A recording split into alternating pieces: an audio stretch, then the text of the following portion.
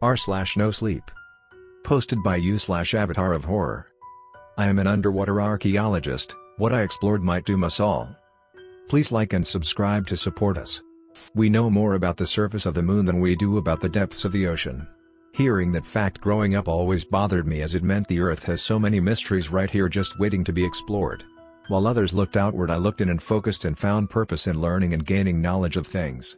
My passion in life became archaeology, particularly underwater archaeology. Would it surprise you to learn how many ancient cities and towns now exist only underwater? Archaeological sites such as Atlit Yam, Bai, and Pavlopetri show just how much can be lost over time to the ocean waves. I was working at a field site when I got an unexpected call from a peer. "Diego, how goes it?" I answered. Good, my friend. Sorry to call you out of the blue, but are you still working over there in Egypt?" "Yes, actually, I'm working with the Pythias Corporation for underwater analysis of Thonis Heraklion." Great. Hey listen, I have a job opportunity for you." Diego rushed through the call. Usually he made much more small talk. "Oh, as I said, I'm working for Pythias." "How long do we go back together?" Diego interrupted. "PFFT, over a decade back when we were doing the exploration at Olis. But then you went and joined up with that Japanese Sabando Corp. Well, I need your help. I've got something big, real big, here at Sabando, and I need someone I can trust with me." His voice was labored. "Sounds serious. Are you okay?" "Yes, well, let's just say I will be better if I can get you here to help." "Well, I can't just walk off the job. This expedition took months to arrange." "Sabando, I will be reimbursing Pythias if you come." I paused. "What's with the cloak and dagger, Diego? What aren't you telling me?" There was a long silence on the other end of the line. "I can't say much unless you agree to come, but suffice it to say we found something incredible on a recent underwater scan. There's only a few people in the world who do underwater archaeology, and of those you are the only one I can trust." There was another pause. "Please, you'll be compensated insanely for this, like imagine a number and I'll add more to that. It should only be a few weeks of work." I sighed. "I'm probably going to regret this, but if you need help that badly, I'll come. I owe you after all." "Thank you, truly. I'll send you over the details, including flights to and then transport on a ship departure out of Okinawa." "Okinawa?" "Yes, you'll be meeting us at sea." "What have you gotten me into here, Diego?" "Well, what I can say is that it might be the mystery you always said you were looking for." I spotted the vessel I was meeting up with from fairly far away. It was a large ship with the logo of Sabando Corp emblazoned on it. When my transport pulled up to it, Diego was waiting for me up top. Getting on board with my pack, Diego didn't have his normal exuberance. "I'm sorry again for all this, but I promise this will be worthwhile." Diego came over and helped me lift my bag and ushered me to follow him. We went into the bowls of the Sabando vessel. I've been on many exploration ships in my life, and this ship was as state-of-the-art as it came. I followed Diego to a room with what seemed to be piles of charts and data, and he hurriedly closed the door behind him while walking back to the table, and he gestured down to them. "What do you know of the Inagani pyramids?" as Diego breathed heavily. I shrugged. "Underwater formations off the coast of Yanagani that look like step pyramids and almost certain to be geological despite their shape. The place was popular with pseudo-archaeology fanatics, which made me roll my eyes a bit." Diego nodded. "And that's what everyone, including the Japanese government, has thought as well." He pulled out a graph chart. A Sabando ship was doing oil surveying in the area and picked up these readings. I walked over to the chart. "What am I looking at?" Diego pointed to the repeating lines on the graph. "It's some sort of signal or emission." I waited. And it's coming from inside the structure. "Look, it's not a one-off, it repeats on a regular interval before just stopping. There was an earthquake a few weeks ago, and just after the signal was detected, Sabando decided to investigate further." Diego pulled out another chart. "You can see from this recent topological scan a cave entrance has opened up. I'm not sure I like where this is going." "Well, we sent in a drone sub and there is definitely an entrance to the formation down there. We mapped it as far as possible with sonar and it leads to some sort of alcove." Diego's eyes were wide as he went through the map. "There's areas inside there, and for whatever reason outside scans won't show anything through the rock surface. We need to go down and get in there and find out what may be in there." Diego put his hand on my shoulder. "This could be the greatest discovery of our field." I paused a bit before responding, looking at the chart of the newly revealed entrance. "You saved my life back in Olis, and that was due to me being an idiot and exploring an unsafe and unexplored area. Are we not just repeating that same mistake rushing into this? A grim look appeared on Diego's face, one I'd never seen before as he leaned in closer to me. Sabando has been having me search up and down the Pacific the last 10 years. Searching for unexplained phenomena and locations. When they found out about this, well, let's just say they have been rumored to make people disappear to get what they want, and they wanted this more than anything. You don't just get to say no to Sabando Corp. Nothing about this felt right, and every instinct told me to abandon this endeavor. But the look on Diego's face told me I was already in too deep. The Yanagani site is about 26 meters underwater, so it was diveable if a bit difficult. The dark blue of the ocean greeted me as I jumped off the Sabando ship as the cold Pacific water hit my wetsuit. The sun was shining brightly above and rays pierced the ocean veil to illuminate the site below.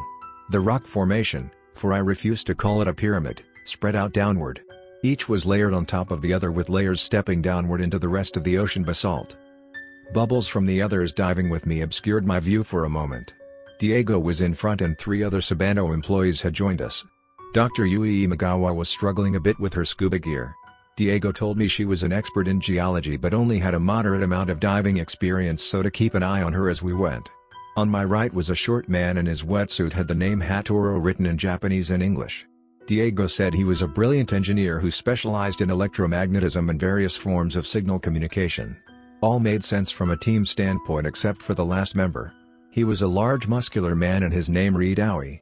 I wasn't an idiot and recognized he was there to watch us for Sabando. Diego had already told me Aoi was former JSDF Special Forces and was considered one of Sabando Corps' fixers, so to watch out and not trust him. Diego led the group downward with Aoi in the back as the light receded the deeper we went. Diving in the deep is a strange experience as one's senses focus in the relative silence of the water. Your breathing, your heart rate, all can make one feel claustrophobic, as if the ocean itself was collapsing in and around you. That feeling didn't dissipate when we came to the cave entrance about 30 meters down. The handheld and scuba-mounted lights illuminated the entry. I took one last look at the light above and followed Diego in. The cavern had been big enough to fit the drone sub, so logically I knew we could all fit fine, but something about the tunnel felt restrictive, as if it were swallowing me. I've been underwater much of my adult life and never had I felt so unease in a place. All of the team had underwater comms and I heard a call from behind me, so I turned around. Dr. Yui was examining the side of the tunnel wall. "Something wrong, doctor?" I called out.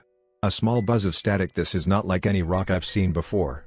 She rubbed a gloved hand over the side. "It's not igneous or basalt like it should be. This is incredible." "We need to keep moving," Diego called over the comms with a tinge of frustration in his voice. The 5 of us continued to swim through the passageway, and I caught myself staring at the walls after what Dr. Yui said. There was something strange about them. They were dark in tone and there seemed to be almost organic lines that ran through them, though I reminded myself such things were not possible. We swam for a good 10 minutes before coming to the alcove the drone sub had detected as Diego pushed forward with an uncharacteristic intensity. When I turned the corner I was initially disappointed, as it was just a small area that looked like a dead end, when I heard "holy shit" over the comms. Diego was pointing upwards and I looked to see a water line and looked back. "Is there air above here?" I called out, confused. "Well, let's find out," and Diego swam upwards with me following closely behind. We poked out heads out of the water with our lights illuminating the pitch black. There shouldn't be an air pocket. I'm not sure how to describe this sanely. An air pocket only forms underwater when it can't be released, which means some level of airtightness which simply could not be in a stone structure. The rest of the team had now emerged from below and the look of surprise and shock was on all of our faces. There was a nearby ledge and Diego pulled himself up and out of the water looking around. The collective silence was broke by Diego taking off his mask and shouts to stop. I'm not sure if I expected him to start gasping or fall over, but Diego took a deep breath and gave us a shrug. "I can't believe I'm saying this, but this seems breathable." "This isn't possible," Dr. Yui called out over the comms, and I found myself nodding in agreement. "Even if it is, we need to go back. This is an incredible find. We need to get more equipment, sensors." Hatoro spoke up for the first time. "No," the cold tone of Aoi spoke out. "The signal needs to be investigated first." Yui and Hatoro looked at each other before glancing at me and my reaction. I looked over at Diego, who was eye-locked with Aoi, before nodding sullenly. "Yes, let's see what we can find here first." As Diego pulled himself fully out of the water, a dark tunnel led away from the alcove and he gestured towards it. "All right, enough with this bullshit. What aren't you telling us?" I yelled at Diego, then stared at Yai, who made no reaction. "How the hell can you not want to go back after this? Diego looked back to Yai for a second before sighing. Sabando Corp knew something was here. I lied when I said I'd been looking all over the Pacific. I've only been looking here. This place is older than people realize, but only Sabando seems to think there is something here. And what the hell is here then? Truly, I don't know, but Sabando Corp believes there is something primordial here, something that could reshape the world. The company goes back longer than you can imagine and for whatever reason believes there is something here at this site it needs.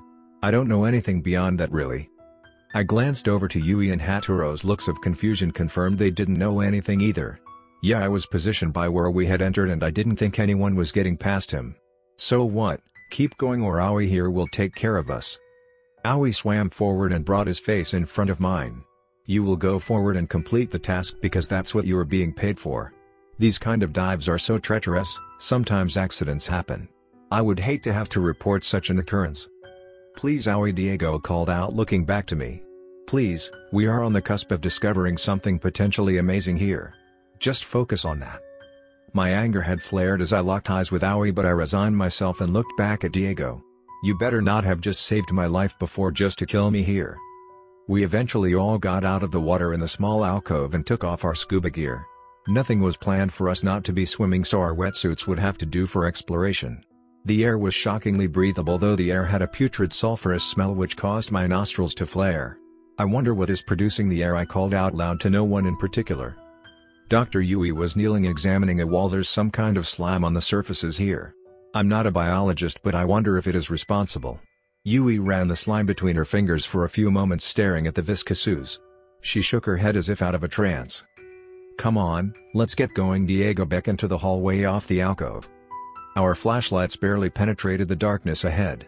The light didn't seem to scatter off the walls and made illumination dim. If the swim earlier made me feel trapped and confined, this was exponentially worse. We came to a point where we had to squeeze through, and after a large antechamber greeted us. It was cavernous, which should have been crushed by the underwater pressures, but here it was.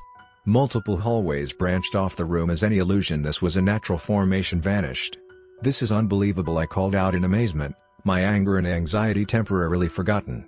Carvings and markings on the wall caught my attention immediately. Diego, come look at this. Diego's flashlight joined mine.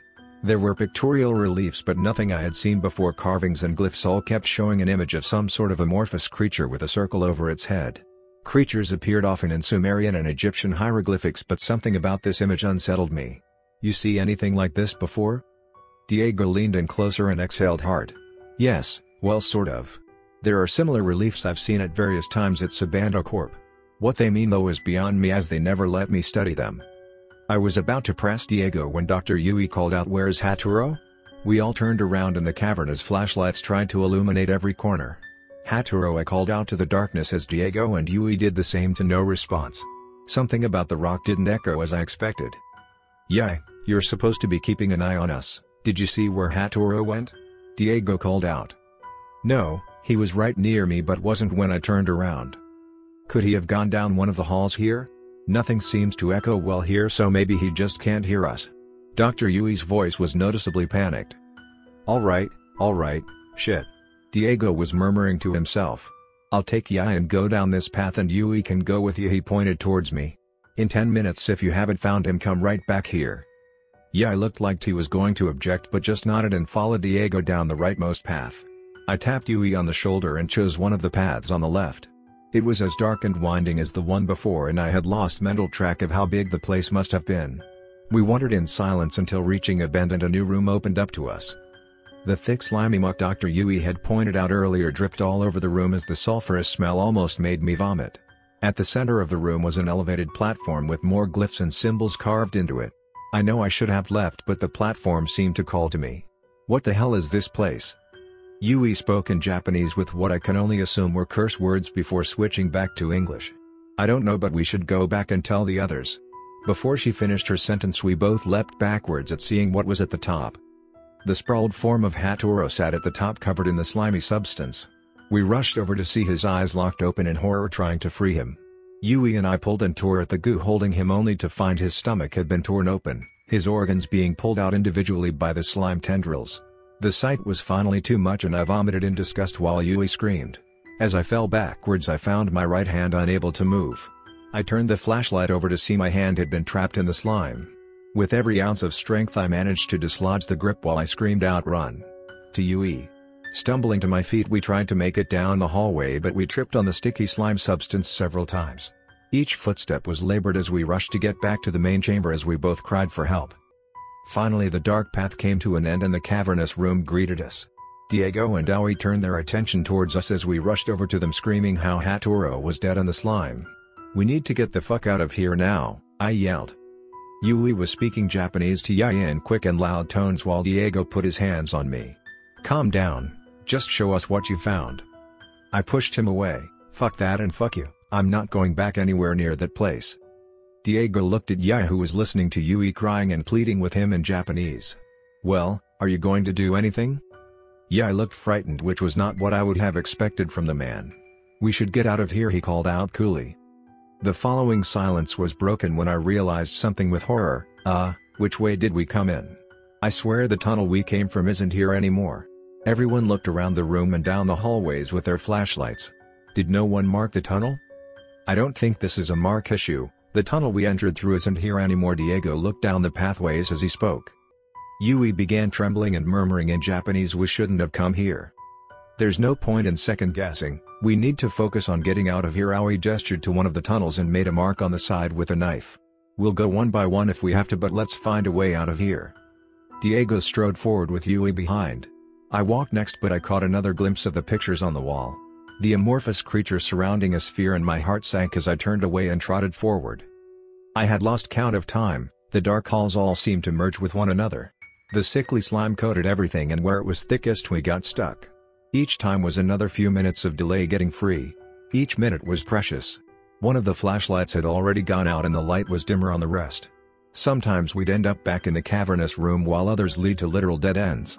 The place was impossibly large with how much we walked, and it seemed to change shape. Or maybe it was just all in my mind, as I frankly couldn't even tell anymore. "Fuck!" Diego called out, hitting his flashlight which had gone out. He threw it against the wall in anger as it shattered. "How have we not found the tunnel we came from yet?" Yui had become almost comatose, just following whoever was in front. Under her breath she kept referencing the slime and Haturo and needing to go to him. Aoi's previous calmness was fraying. "We are running out of time before we get stuck in the blackness here." "No shit, but every time we make one of your marks it is gone next time we come to the corridors, even when we backtrack." Diego kicked his foot out of a slime patch. I tried to push Aoi and Diego away from each other when Yui spoke up unexpectedly, "There's a voice ahead." All of us turned, and so my surprise there was, or at least it sounded like it. The four of us pushed forward through the tunnel when we came to the main cavernous area again. In the middle was Haturo. His wetsuit was ripped and torn, but his body was fine. I stepped forward in shock. "You, it can't be? I saw you ripped apart." Haturo turned to me, his neck cocked to the side just a bit far than should be normal. "Come here." Yui began crying and speaking in Japanese as she ran towards Haturo. Diego and I saw a trail of slime to him and called out to her to stop, but she was picked by Aoi and she continued to struggle in his arms trying to get to Haturo. "Let me go, I have to get to him," she broke between English and Japanese. Haturo looked at Yui struggling in Yaya's arms and started to walk towards them. "Come to me." Yaya threw Yui down and ran at Haturo full speed with a blazingly fast punch that should have floored Haturo. Instead, Aoi's hand was lodged in his face. The same slime from before extracted itself around Aoi's arm, who struggled to get away to no avail while Diego and I looked on in horror. Aoi cried out in pain as the slime enveloped his arm and began to streak up his shoulder and onto his face. The oozing Haturo coiled around Aoi's neck and into his ears, then mouth and eyes. His wails were silenced and his body went limp. Yui sat on the ground watching the spectacle as the face of Haturo reformed itself and the Aoi's body was taken by the ooze on the floor. "Come to me. Join with me," as Haturo extended his hand. The hand began to extend longer and longer as it approached Yui, whose shock had taken over. As the hand reached her, it was knocked aside by Diego, who was grasped instead. "Run!" he called out, the slime hand gasping him. I ran to Yui, who seemed transfixed, and used my body to throw her to her feet. "We need to go now." As I pulled her by the hand down one of the halls, I spared a glance back at Diego, who was face to face with the Haturo creature. I should have kept running instead, as the slime hand pushed its way through Diego and out the other side. Dragging Yui, I ran aimlessly down the dark hallway, hitting my head and shoulders trying to do anything to just move forward. I ran with no thought, and suddenly I was in free fall hitting water. My flashlight fell out of my hand and only Yui's remained. In the darkness it took me a moment to realize this was the water entry we had come through. I looked around and saw our scuba equipment was now covered in the grotesque slime. Several had been punctured and I couldn't free the rest. There was one tank that looked in good enough shape. "Come on Yui, I think we can share this tank and get out of here." I looked up Yui. She was standing facing the tunnel we had come from. "I can hear it. It tells me to come." "Yui, come on, whatever that thing is coming, we need to go." "It calls to me, it calls to us all." She looked down at me before racing off back into the darkness. I swore again and again as I hastily put on the tank and jumped into the water. There was only a small light on the scuba tank left as I swam through the dark tunnel. Forward and forward I swam as I looked at my O2 gauge. It was reading critical. It must have had a leak after all. While I thought the tunnel passage was confining before the previously organic lines I noticed on the walls were moving, writhing. As I swam forward, one of the walls grabbed onto me. I tried to kick it off me, but I went no further. The gauge on my tank had moved to empty and I could feel lightheaded. I pulled the tank off and saw there was a tendril of slime holding onto me. I took the tank and bashed at it again and again. As my breath was getting desperate, the slime grabbed onto the tank instead of freeing me. I saw the end of the tunnel to the open sea. My vision was getting foggy as I pushed forward. I pushed and pushed until everything went to blackness. The smell of cigarette made me want to puke as the man across from me took another drag. "So that's all you remember?" Flicking his ash. The next thing I remembered, I was awake here on the Sabanto ship. "You told me you had found me floating in the water and then we came in here." The man stared at me before speaking Japanese to another person in the room. "Thank you, this has been most helpful. Please, we have to get away from here. We need to make sure that whatever this thing is stays locked away." The man with the cigarette put it out as he got up. "Sabanto Corp is perfectly capable of handling the situation. You will be dropped off back on shore. Your services are no longer needed." "That's it, 4 team members died and you're just done with this?" The man sighed. 3. Dr. Yui also returned. "What are you talking about?" "After we found you, we also found Dr. Yui floating nearby." "No, that's not possible, there were no more oxygen tanks left." The man shrugged. "You can ask her yourself later. For now just remain here until we can arrange a transport to shore." He and the other person left the room and closed the door behind them. I watched them from the porthole in the door go down the hall. I watched as the figure of Dr. Yui stopped to speak with them. I watched as Dr. Yui looked back down the hall at me. I watched as her head was cocked just a bit too far, and a tinge of slime was on her lips.